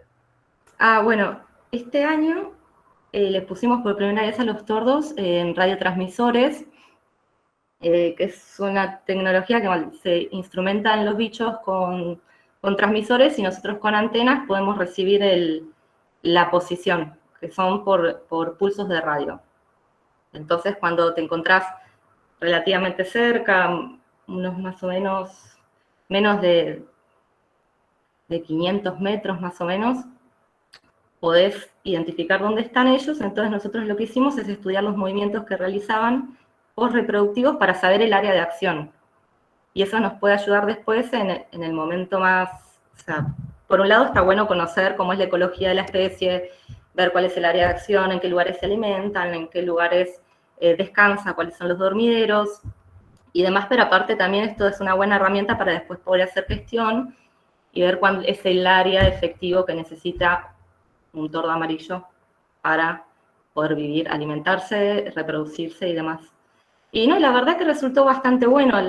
Tuvimos 13 radiotransmisores, que son los que conseguimos, duraron 2 meses, porque también los transmisores que se ponen dependen del peso del animal, porque tiene que ser, no le tiene que afectar el bicho, entonces tiene que ser un porcentaje muy bajo de su peso. Entonces, el transmisor que le podíamos poner al tordo amarillo aguantaba solamente 2 meses de batería.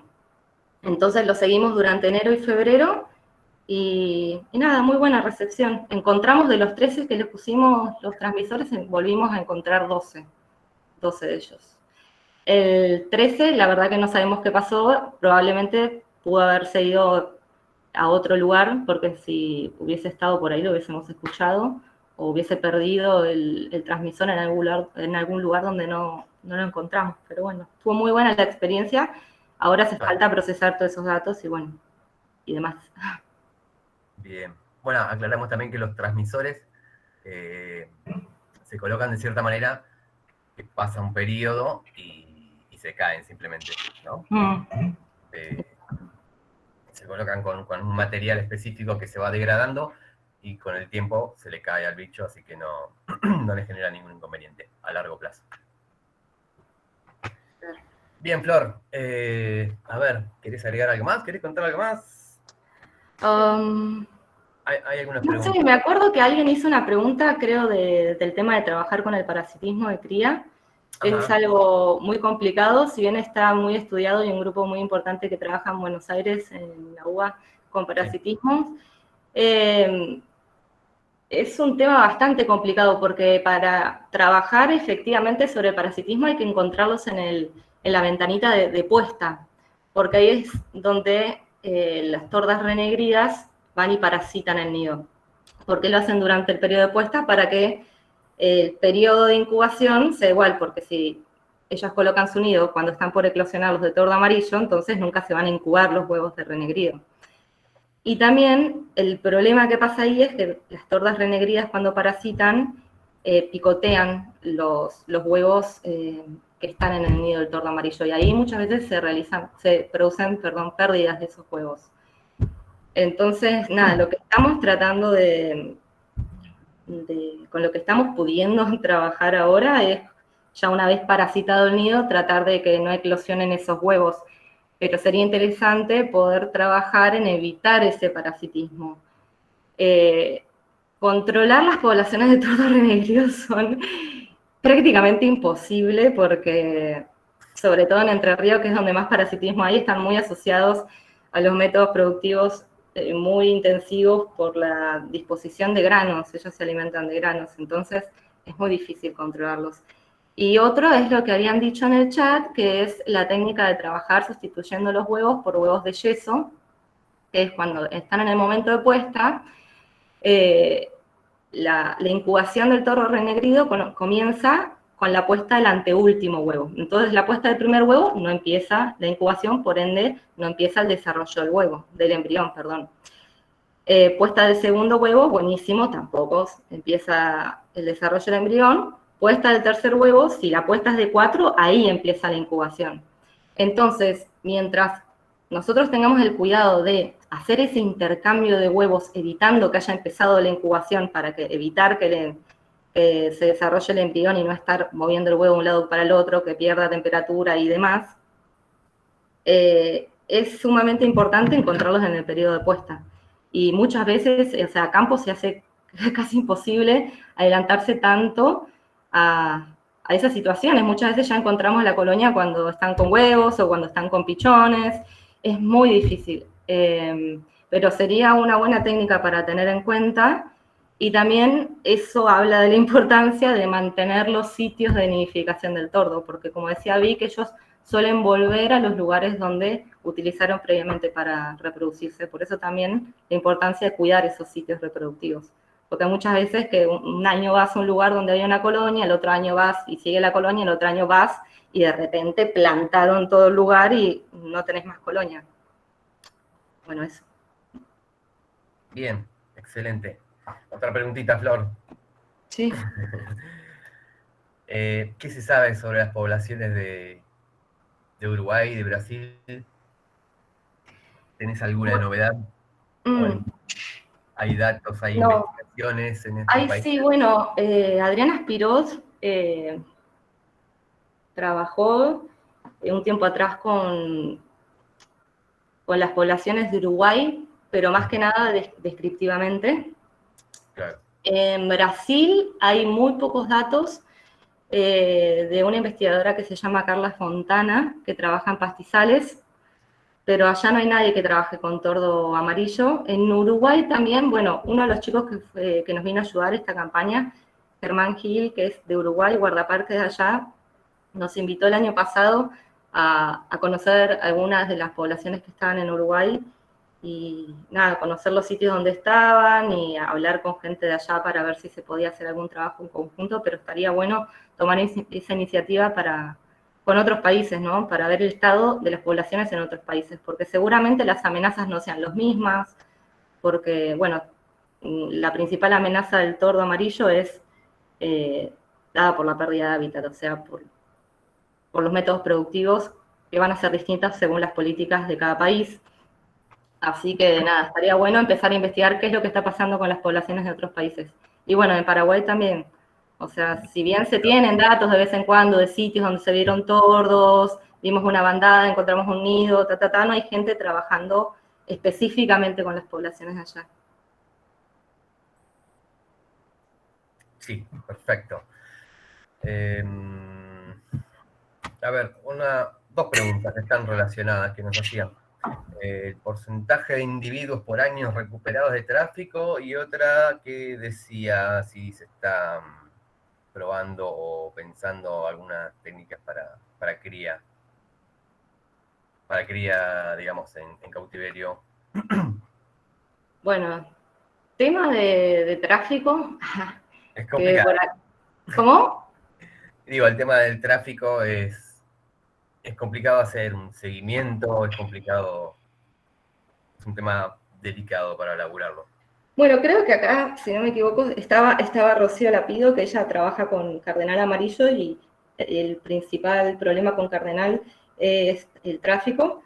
Y nada, ella quizás nos pueda ayudar un poco mejor con eso, particularmente con el tordo amarillo, donde se vio, o nosotros vimos casos de captura in vivo, fue en Entre Ríos, donde los chicos que estaban ese año allá, creo que fue en 2015, un chico llamado Sergio, estaba en una de las colonias y cuando llegan estaban los tramperos con el llamador en la colonia. O sea, que esto que les contábamos de que las especies, los individuos tienden a nidificar en los mismos sitios, muchas veces esos sitios son conocidos por los tramperos y utilizados para ir a llevarse los bichos. También pasan Entre Ríos mucho que nidifican en los costados de la ruta, en banquinas o en zonas donde hay todavía vegetación que crece a los costados de la ruta, entonces son de más fácil acceso a esas colonias. Acá en Corrientes quizás es más difícil porque de repente para encontrar las colonias te tenés que meter re campo adentro, tener contacto con los propietarios sí o sí para entrar hasta el fondo del campo, al bañado. Entonces, en Corrientes no nos hemos topado, en Entre Ríos sí. Sin embargo, hay un comercio de tordo amarillo, eso es real, pero nosotros últimamente no estuvimos viendo eso durante los últimos años en el campo.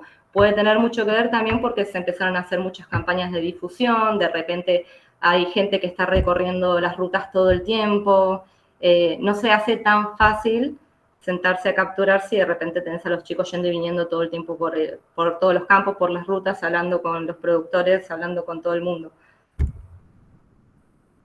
Correcto, sí. O sea, todo el movimiento, toda la logística que hacemos todo el tiempo, eso también sirve no solo para investigar y aprender más de este bicho, sino también para disuadir de cierta manera a los cazadores. Porque nos ven ahí simplemente. Por supuesto, también siempre estamos en contacto con las autoridades, con la policía rural, con gendarmería, en muchos casos también, así que estamos siempre en movimiento en esos lugares. Por eso sí. Supongo que también no nos hemos topado con cazadores, con tramperos. Bueno, una iniciativa que estuvo buena también fue en las dos provincias, con los gobiernos de las dos provincias se pudo obtener los carnets de guardafauna honorarios para los guardianes que están a cargo de las colonias, cosa de que si llegasen a encontrarse en una situación de tener que frenar a un cazador o a un trampero, pudiesen actuar. Igualmente, siempre se llama y se comunica con las autoridades que tienen que actuar en ese momento, pero bueno, por lo menos para no perder en ese momento la oportunidad, estábamos avalados por esos carnets para poder actuar en el momento. Claro, tener autoridad para actuar en un momento así. Por supuesto, siempre es recomendable, si se ve un trampero, ir a buscar la policía rural o gendarmería o quien esté más cerca y acercarnos, sí, ahí sí, con las autoridades y ese poder de actuar, digamos, de labrar un acta y incautar al bicho llegado el caso. Eso está buenísimo. A ver, ¿qué otras preguntas tenemos por aquí? ¿Hay otras zonas protegidas donde hay poblaciones además del potrero? No, tengo entendido que no, ¿no, Flor? No, hoy en día no se conocen sitios reproductivos protegidos. Sí, Claro. hay una población que se ve por Concepción Corrientes, que las bandadas en periodo postreproductivo suelen pasar por uno de los campos que son territorio de Rewilding, de Fundación Rewilding, ahí en Concepción. Ajá. Se llama El Tránsito, el lugar. Y ahí se solieron fotografiar bichos, pero nunca se encontraron nidos y demás. Y en el potrero, corregime si me equivoco, Vic, Sí. sí hay poblaciones de tordo, pero los lugares donde los chicos encontraron que nidifican no es en la parte que es reserva. Claro, no es en la parte de reserva, sino que es en la parte productiva. Pero bueno, sí, es en parte de la estancia reserva del potrero. Claro, yo para ¿cómo se dice? ¿Mm? No, yo para remarcar la importancia de poder pensar en poder gestionar o la importancia de poder trabajar en algún lugar que se conozca como sitio reproductivo recurrente para Claro, protegerlo, ¿no? claro. Creo que en Iberá también ha habido, se han presentado, se han visto algunos tordos, pero no colonias reproductivas. Claro, ese es el de Concepción, que es ahí en Los Esteros, sí. Ahí va, gracias. A ver, ¿qué más preguntan por aquí? Si se controla el jabalí de alguna manera. Es todo un tema ese para hacer una charla. Andrés anda por ahí. Ah. Está Andrés de Miguel presente. Le podríamos preguntar y pedir si puede participar. Andrés, ¿te animás a contarnos brevemente un poquito sobre este problema? ¿Estás ahí, Andrés? Vamos a ver si aparece Andrés. Es un biólogo que está estudiando el jabalí precisamente. Así que si aparece nos va a contar con mayor precisión él. ¿Qué otra pregunta hay por aquí? Sí, eso lo acabamos de ver sin decir. A ver, ¿qué otra preguntita? ¿Qué nos podés contar sobre vocalizaciones y sus cantos? Bueno, los icterios tienen un rango bastante grande de vocalizaciones y cantos. Tienen llamados de contacto, tienen llamadas, tienen alertas, tienen canciones, así que es bastante amplio. No sé qué más les puedo contar, decir de esto. Bueno, en particular, y esto es cosa mía, para mí, que por suerte tuve la oportunidad de conocer las poblaciones la población de Corrientes y la de Entre Ríos de Tordos, para mí hay algunas diferencias, pero bueno, no hemos estudiado eso aún. Pero yo, y esto es cosa mía, para mí hay diferencias en los cantos en ambas poblaciones. Escuchando vocalizaciones grabadas de otros países, inclusive, ahí pueden visitar la página Xenocanto, ahí hay muchas vocalizaciones de distintos países, entonces ahí mismo tienen un poquito de oído, se van a dar cuenta que varía dependiendo de la región. Así que... ¿Puedo acotar algo? Hay un... bueno, hasta donde tengo entendido, o hasta donde tengo sabido, no hay muchos estudios acerca de las vocalizaciones de los tordos amarillos. Hay un estudio publicado por Fraga en 2005, que bueno, como les cuenta Víctor, si bien bueno, el tordo tiene un montón de llamados y vocalizaciones distintas que las que él cuenta, las de alarmas, las de contacto y demás, Fraga encontró que el repertorio vocal que él analizó no era muy grande. Creo que tenía, no me acuerdo si eran 10 o menos de 10 vocalizaciones. Y nada, pero seguramente haya gente que... me he enterado de gente que estaba queriendo ponerse a estudiar eso, así que espero que haya nueva información. Acá está Andrés de Miguel. Hola, Andrés. Andrés. Ahí está. No te escuchamos, Andrés, perdón. Tenés el micrófono abierto, sí, pero no te escucho. A ver.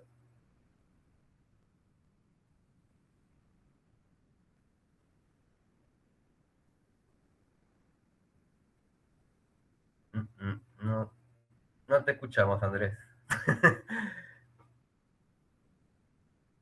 Bueno, algún problemita técnico seguramente. Bueno, si podés, andá probando y cuando te escuchamos te dejamos hablar un poquito. Díganme, estoy hablando mientras me ven igual por la cámara. Ahí te escucho. Sí, creo que era la cuestión de los auriculares y cómo se configura el audio. Perdón, estaba teniendo otra cosa. Bien, bueno, bienvenido Andrés, muchas gracias por sumarte. Andrés de Miguel fue guardián de Colonia con Tordo Amarillo en la provincia de Entre Ríos, fue también guardián de Colonia con Macatoviano, o no sé si guardián de Colonia con Macá, pero sí trabajó varios años con el proyecto Macatoviano. Y hoy en día estás haciendo tu tesis, ¿no? Estoy haciendo mi tesis doctoral. Sí, ahí me decían por el WhatsApp, yo estaba en otra. Sí, estoy estudiando la ecología del jabalí en el Parque Nacional del Palmar. No sé cuál era la pregunta específica. La pregunta decía si de alguna manera se controla el jabalí. ¿En el país? ¿En algún lugar particular? En el Palmar es el único... Sí, es el único lugar donde se hace un control sostenido y fuerte. Hay un programa de control con cazadores locales que funciona desde hace más de 15 años, si no es el 15º este, y son cazadores locales, no es personal del parque, que sistemáticamente desde apostaderos realizan una caza con fusil, y en muy poco tiempo, desde que se implementó el programa, bajaron la población del jabalí a niveles mínimos y sus daños, ¿no? También. Después se hacen controles en el resto del país, pero muy esporádicos, digamos. El jabalí es una especie muy, muy prolífica y es muy difícil de controlar, porque, bueno, habrán visto ahí en la foto, ¿no?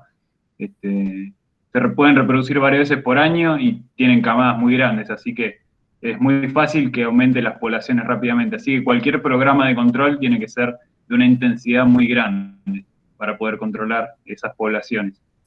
Y no hay, por ahora, algún programa desde organismos de gobierno, digamos, salvo que atienda a esta problemática. Y es un bicho que está expandiéndose en todo el país, en el continente y en el mundo. Es una problemática mundial, ¿no? Y la verdad que es alarmante. Bueno, vos, Víctor, mostrabas el daño que había causado el jabalí específicamente en esas colonias, pero también tiene un montón de otros problemas asociados, no solo con cuestiones de ambiente y económicas, ¿no? Sino también con la transmisión de enfermedades, digamos, ¿no? Estamos atravesando una pandemia que implica una enfermedad de tipo zoonótica, ¿no? Así que vaya si no es importante el control del jabalí. Sí. Es una cuestión que debería estar en agenda de organismos de gobierno, pero todavía estamos como atrasados en ese aspecto, pero sí, claramente debería ponerse en tela de juicio, ¿no? Más o menos, debería haber programas. Sí, ni hablar, por supuesto. Bueno, gracias Andrés Preguntan, por tu participación. ¿es hábitat natural del jabalí tan al norte? Y No, el preguntan- jabalí es una especie exótica. y Bueno, eso lo podés aclarar vos mejor, Andrés. Preguntan Sí, si es hábitat el natural. jabalí, bueno, también gran parte del éxito del jabalí a nivel mundial se debe a la capacidad de adaptarse a todo tipo de ecorregiones, ambientes. Es un bicho que está en todos lados menos en la Antártida, o sea, claramente Exacto. puede vivir en ambientes de selva, en estepas. De hecho, es un bicho que está en todas las ecorregiones del país prácticamente, en muchas áreas protegidas, en la región pampeana, en el Espinal, en el monte. Ahora se está expandiendo mucho en Patagonia. Hay poblaciones en muchos lugares. Eh, por lo menos de lo último que sé, hacia el sur de Chubut está en expansión. Después hay poblaciones cerca de la cordillera, en ambientes de bosque, en la zona de Bariloche. Bueno, está en todos lados. Tiene esa capacidad. Puede comer lo que sea y adaptarse a los climas y regiones que sean. Así que eso explica un poco el éxito que tiene, ¿no? Además de esa capacidad de proliferar que les comentaba. Sí, así es. Es un problema cada vez más grande en todos lados, en todo el mundo. Sí, decime. Pregunta para Andrés, si los cazadores hacen uso del jabalí. En el Palmar sí, el Palmar tiene ese programa, no solamente atiende la cuestión de conservación, porque fue desarrollado porque el jabalí se comía los renovales de las palmeras y destruía las semillas, pero además tiene una cuestión social que es el uso de la carne, ¿no? Los cazadores consumen la pieza y además el parque entrega un cuarto trasero a comedores y colegios de la zona. Así que también produce, digamos, alimentos para la región. Excelente. Pregunta para Ucheta. Para Flor, a ver si está. Gracias, Andrés. No, de nada, disculpen la prolijidad. No, por favor. Un abrazo, loco, muchas gracias. Preguntan quién está al frente del análisis genético de las poblaciones. Florencia, ¿estás por ahí? Acá estoy, perdón. Sonriendo, como siempre. Bueno, con el tema de las muestras de sangre, yo estoy trabajando en el laboratorio con Adrián Di Giacomo y Cecilia Copuchán. Cecilia Copuchán trabaja con genética de la conservación y bueno, la idea de trabajar con los análisis genéticos era ver la estructuración poblacional que tenían los dos núcleos que hay, el de Entre Ríos y el de Corrientes. Bueno, yo tengo que analizar esas muestras, que lo iba a hacer ahora. Iba a viajar a analizar las muestras afuera, hacer una pasantía afuera y poder analizar esas muestras. Porque usa la pandemia no se lo permite. Claro, exactamente. Iba a trabajar con genómica y iba a trabajar con gente de Cornell, que es gente que está vinculada a mis directores, y bueno, nada, así que será reprogramado para el año que viene, porque ahora no se puede mover mucho. Sí, fue una pena, pero bueno. Paciencia, ya va a pasar todo esto. A ver, por acá que más preguntaban, si hay registros de tordo en el sudoeste de Buenos Aires. No, ya no. Antiguamente sí, llegaba hasta el centro y sur, casi sur de Buenos Aires, ¿no? Pero hoy en día no, ya no hay registros, ya no está en Buenos Aires, ya no se lo ve en Buenos Aires directamente, ni siquiera al norte. Que podría llegar a aparecer algún bicho por ahí, porque recordamos que llega hasta Ibicuí, que está bastante al sur de Entre Ríos, pero no, hace ya muchísimos años que no hay registros de tordo en Buenos Aires.